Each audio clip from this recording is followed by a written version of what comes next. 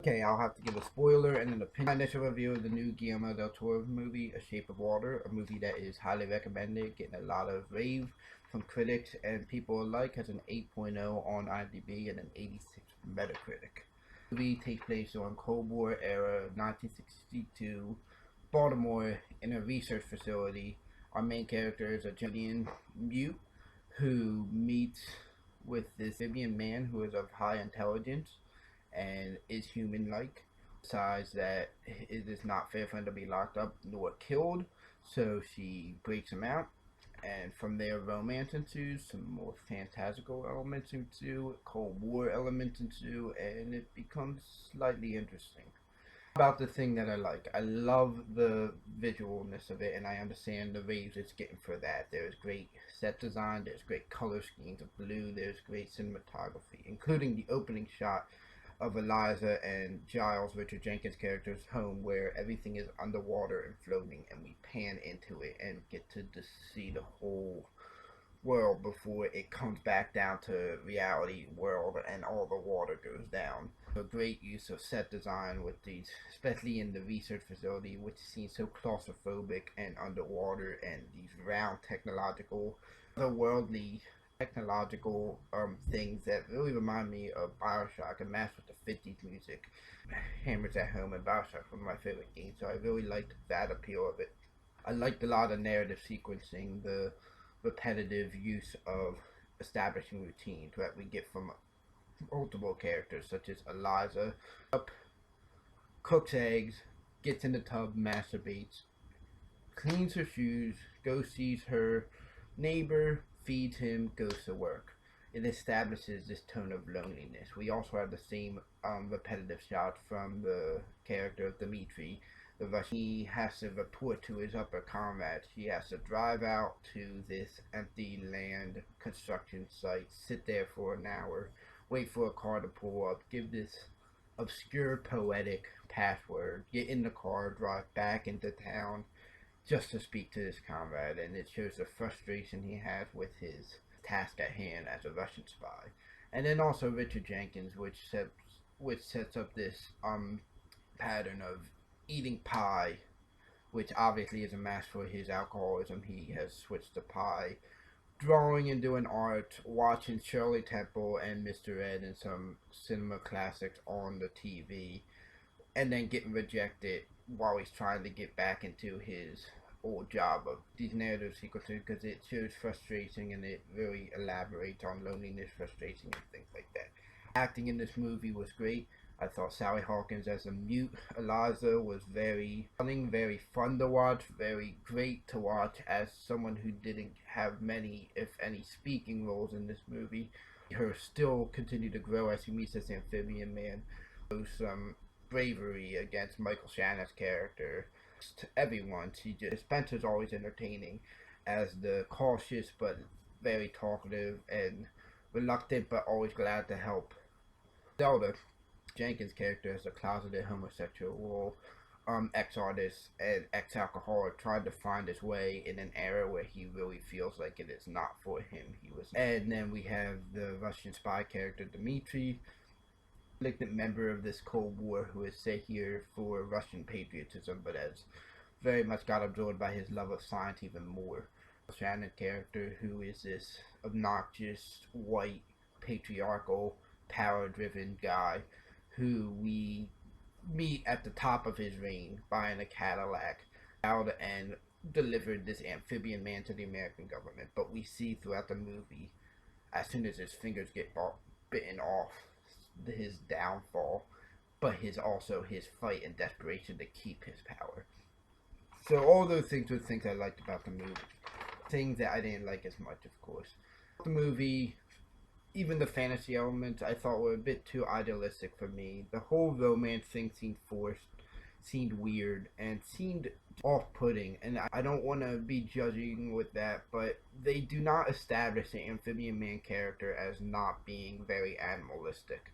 He eats pets cats. Jawan seems to move past pretty quick. He accidentally hurts people multiple times in this movie, showing his ability to just live in a society and be like, ability to just live in a society and be like not really human like in that aspect. He crawls around like Gollum a lot of the time, even though he can walk on 2 feet. He crouches and becomes like an animal figure. You know, he is obviously very intelligent. He learns language very quickly. Cannot buy this romance between him and Eliza unless they were to establish more about Eliza's mystical things herself, which they allude to it in one scene when she's on the bus and it almost looks like she starts moving the water. Elaborated more about that and made it less interspecial and more would be more believable. Everyone seemed okay with this interspecial relationship, and I thought it was a little bit odd.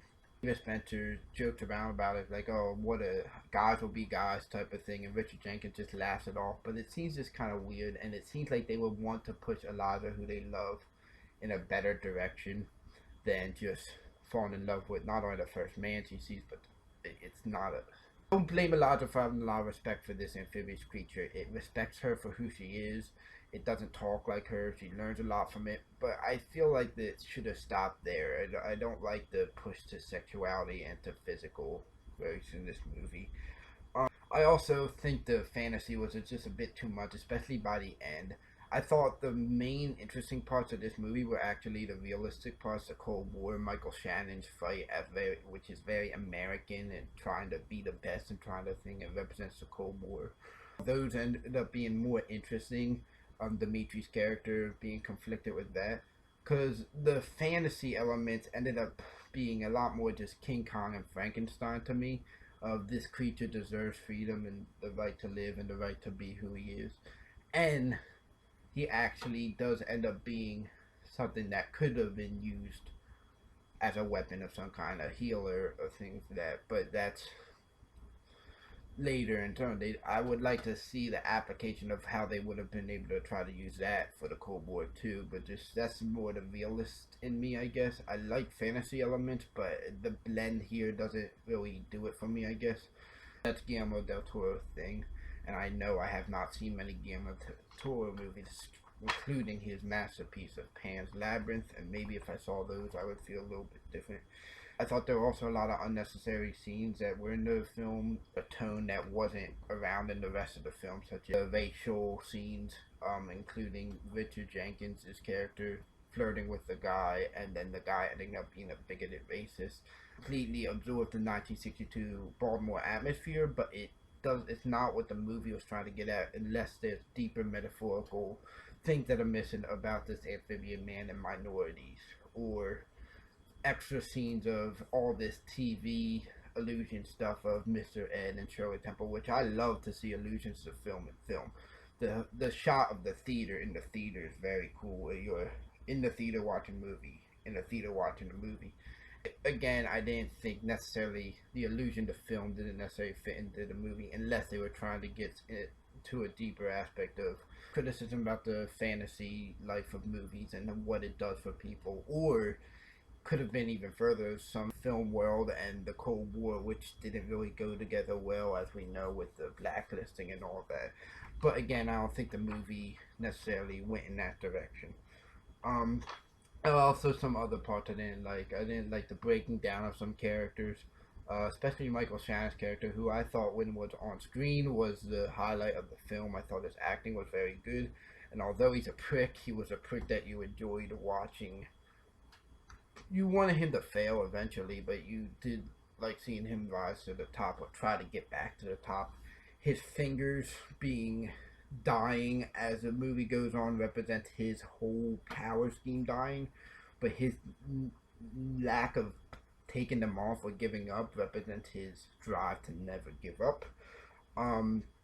Then you have his Cadillac, which represents him at the top, that he didn't even like the color, but he knew he had to get just to be a representative of the top. All that breaks down to me when, right before he dies, he says, "You are a god." I feel like he gives into the situation at hand, and I don't think that matches his character. I would have liked to just see him go down as a prick, to be honest. Not humble, not anything, not in all. So maybe I am missing something about this whole movie. I don't hate the movie. Like I said, I thought it was visually brilliant. I like a lot of the allusions to some very cinematic um greatness, like this Bioshock feel I love the music, I like the acting, but overall the narrative just seemed a bit too, again, idealistic for me. And I love idealism, but I just, maybe it's something about Del Toro's blend of fantasy and realism that isn't for me necessarily. So, that's just my initial review, of course. I'm going to continue thinking about the movie as I always do, and I'm also going to read up on it to see maybe something will change there. Um, but until then, I'd probably give this movie a 6 out of 10 because it is visually brilliant and it's fun. It was fun to watch in the theater.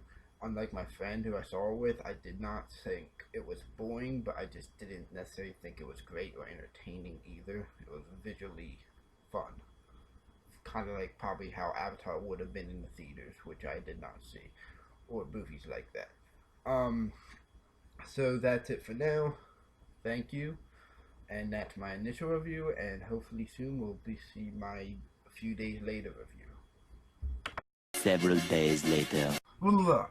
Okay, so here's my second review of the Water Guillermo del Toro film. A few days after, and I've been thinking a lot more about it. And I might have given it more credit than in my first part than I really felt towards it. Maybe I wasn't entertained really. I was somewhere, I wasn't bored, but I was not entertained. I think the major problem for me here is fantasy element, the mythological element, and the realism element just do not blend together for me here. And I think because realism, for a realist, a realistic movie, a historical drama of some sort, has to have some kind of end. And we know the end of the Cold War era, and we know fantasy, though, you can be open-ended. You don't have to end it on anything specific. You don't even have to give any conclusion at all. So I left to infer that the amphibian man and Eliza will live again forever.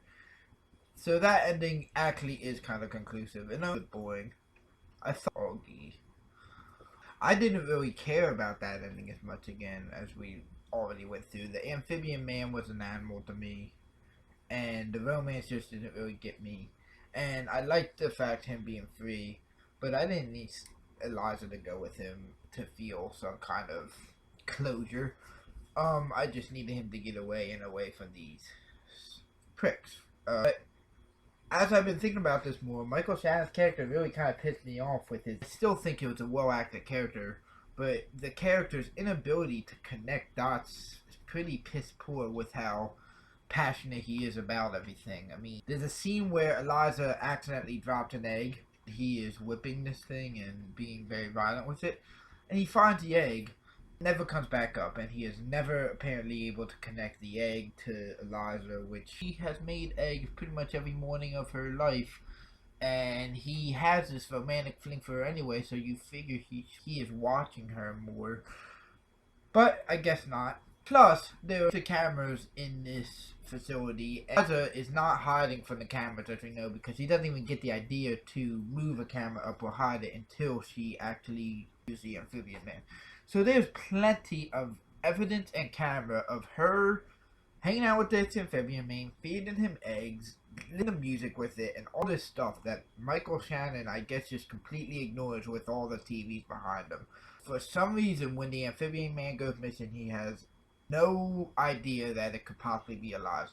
He gets close and is interviewing everyone who was there. He simply dismisses them as help, and he's like, oh, yeah, because the Russians happened to be there in the situation and actually did help Eliza, the Russians, but a Russian. I should have been able to connect that a little bit more. How dedicated and passionate he was about getting this monster back. And then when it all comes through anyway, and he realizes that it might be the help, he goes to Octavia first. Where is it? Where is it? And Octavia's husband finally admits, oh, I heard something about Eliza having it at her house. I don't know. Why wouldn't that even be an option in his head? Why did he have to threaten her so bad to get that? I mean, he went to Octavia's house. Why can't he just go to Eliza's house too? Anyway, why wasn't anyone more suspicious about this? The thing was standing in the theater for like who knows how long, and yeah, theaters going out of business, so no one's in there. But no one saw him. No security worker, no cleaner, nothing. So the guy rolling the thing looks down and sees an amphibian man. And when she nearly drowns the place out, and the landlord knows this is happening, he's like, "What's happening in there? What's happening in there?" But then Richard Jenkins got it. The landlord follow him in. If I was a landlord, I would demand to go in there and see what the heck was happening. Why is there water pouring out of my apartment and out of my theater? And yes, this is all fantasy and it's supposed to have some kind of playfulness to it, but because you blended it with this harsh reality of the Cold War and all this crap, and this stuff just doesn't really play out or make sense to me at all. Like, I don't know. Again, okay, there's just scenes that in this movie that just do not seem to really serve a purpose. There are things in movies that don't always have to have a purpose, they're just visual and stunning. But there's a fire at the beginning of the movie that's like, oh, Richard Jenkins, he's like, oh, it smells like chocolate. That fire doesn't really lead to anything, and it's kind of a pointless, I don't know, dance routine number that Liza, like a magic, which serves as like a coming out party of some kind, where she can talk again and sing actually in the Amphibian Man's dance. And I guess it's pretty funny to see such an old classic opera live with this Amphibian Man and her. I guess there's some kind of funny element to that, but why? She doesn't even talk after that to anyone ever again, except I guess, was she actually whispering to the Amphibian Man or not? I couldn't even tell where that blend of reality or not did happen. Maybe that doesn't matter, but you had a whole scene about it and then nothing comes from it. The general's cliche character kind of, I'd say, was pretty bothersome. He was just, oh, I'll hear anything you have to say, blah, blah, blah. I'll listen out to your proposal to keep this thing alive. And then go in the other room and immediately plans to have it killed without ever hearing a proposal or talking to him. It's such a dick move. And our generals really like this. Our generals really so driven and forward. No, I doubt it. I'm sure they're really open to many ideas and always want to get to the bottom of things before making a huge decision like that. So, like, why are generals portrayed as such assholes sometimes? Still appreciate the art direction of this movie and the visuals, but even that, like, when I see a movie that very strikes me visually, like Dunkirk earlier this year, days later, I am still just mesmerized by it, and I'm thinking of random scenes. And like I said before, I like a lot of the setting because it reminds me of Bioshock, but it didn't stick out to me enough to go, wow, that really was stunning. Another thing, and yes, so the movie has good acting and it has good art directed, but there's some plot holes and scenes, like just things that they don't carry on to, like this egg thing, and this stuff is just stress as romance, and this, to me at least, found most of it weird or overdone, or just doing it to do it. It's still getting a lot of reviews, but maybe it'll go down, as that's a new trend with movies, is to go down after initial reviews and initially react to something, and then when you think about it, like what I am trying to do here. So I might have originally had it at a 6 out of 10, and I definitely think it at least drops to a 5 out of 10. There's obviously a lot of effort put into the movie, visually and acting, and I don't want to take away from any of that, but the whole result, it's never going to be one of my favorite movies. Never one I'm probably going to want to watch again. And in the long run, I think I will be surprised if this takes home a lot of Oscars, especially in writing or the picture. I can't take away from the direction aspect of it. And Toro has had such a great career and such huge visual projects like Ang Lee. Ang Lee has been awarded a few times, so maybe he does deserve it for just the pure effort he puts in.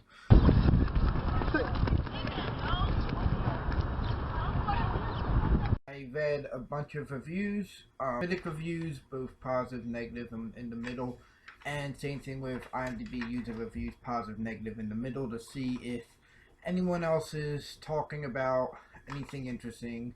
First ones I read were positive reviews because I wanted to start out with opposite of where I was. Reading about this one Metacritic score, which gave it 100, as a lot of critics seem to have done. One is that this movie was getting across its looks can be deceiving, and admits that the movie never developed one single threat, from the fantasy element, from the historical element, from social elements, but they actually seem to enjoy that though. They love the genre blend, called the movie joyously free, described it as veering from genre to genre but never feeling rough, which I agree with that part. The genre jumps don't seem rough. That describes everyone in the movie as an outcast, from Olivia Man to Elisa to Zelda to even the Russian who's an outcast within his comrades to, I even put this in but it wasn't in there, Michael Shannon's an outcast with the general really starts trashing him, saying get it done or you're gonna be done pretty much. He said this is the first creature feature romance that can parallel with Mad Men, meaning time, place, and setting is so authentic and correct, but you throw in this fantasy element of a creature feature, and brings up the point that it removes the ick factor by interweaving these other storylines, such as the Cold War and things. So she does reference that the bestiality could create some kind of ick factor, but she says the movie does not focus on it enough. But I disagree with that, and I think the movie focused a lot on that romantic part and not enough on the war and spas and all of that. So that was the first good criticism I read, which did really get into the storyline more than the visuals, which I enjoy.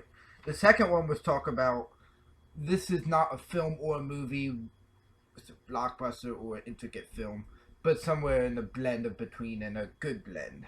Talked about how the movie announces the fairy tale style in the beginning with Giles's narration in the beginning, but immediately gets into realism and Cold War and all that. All stuff we talked about.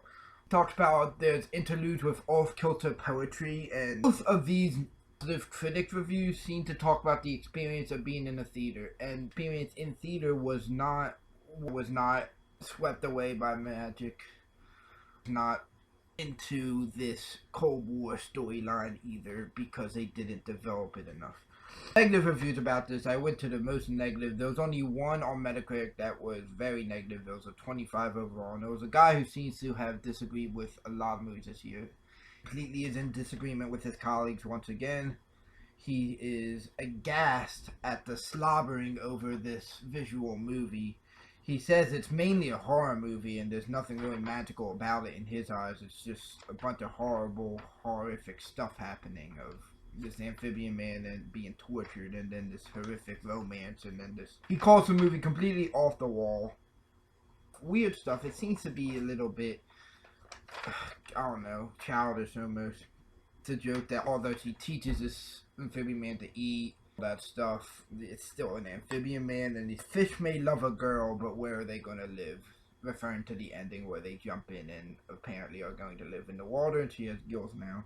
Brings up the many genres again. He says escapism movies, musical movies, horror movies. Didn't bring up romance, even though it was obviously had a lot of influence of romantic movies too. But yes, he did not like the blend and did not think it was as seamless as other people. He says he was pretty off-put by the romance, and at that point of the movie already wasn't enjoying it. Just kind of wanted it to end, and then all of a sudden there was a murder, and then mass murder and a bunch of blood, and he was just done with the movie pretty much. MDB, there was a few positive reviews here. The 9 out of 10 called it beautifully and bizarre. Like I did, compliment the acting. One who gave it an 8 out of 10 called it really amazing. 10 out of 10 says simplistic but creative, and calls it better than anything Guillermo del Toro ever did, including Pan's Labyrinth. I want your opinion on that, because I've never. But again, the positive reviews from the IMDb masters seem to talk about the great acting, which was very good, the great visuals, which no one's denying that, and great direction. Somewhere in the middle of a critic review calls, anyone should envy the level of craftsmanship that Guillermo del Toro puts into this, and has the ability to. But overall, the movie comes off as type acting, not to bash the acted characters, but the actual writing of the characters. We depends on this bestiality romance to grab audiences, but though it's not kinky, kind of like I get the Shades of Grey storylines. Applauds again the aquatic tones of the movie, the gothic themes, and the visuals. With negative IMDb reviews, I was taught to be a good critic and to always mention the positive. So he mentions the positive. Same positive acting, great visual, great cinematography. But then goes on to say he's tired of critics and critics seem to not match up with him at all, and brings up the fact that 3 weeks in, this movie has not broken even with budget, and is going to go off that more when he goes these movies from here on out. Called it contrived, unbelievable, and frankly stupid. Out of 10 IMDb review called logical sense to this movie, and there was nothing he could hook onto. Fish reference, I guess. So, the reviews I looked over, I tried to get a bunch of them, and I knew I was almost done with my review of this movie. I don't think it was going to change too much, and the reviews are pretty much what I thought they'd be.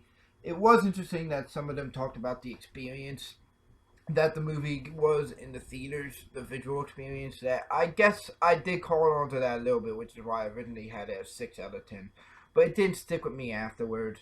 Overall, these aren't influencing me too much. I think the people who are negative are going a little bit too overboard with the negatives. The movie isn't stupid. It is creative, and it does try to get across this interesting, intricate romance story. It just didn't land for me, and it lands for some other people, obviously.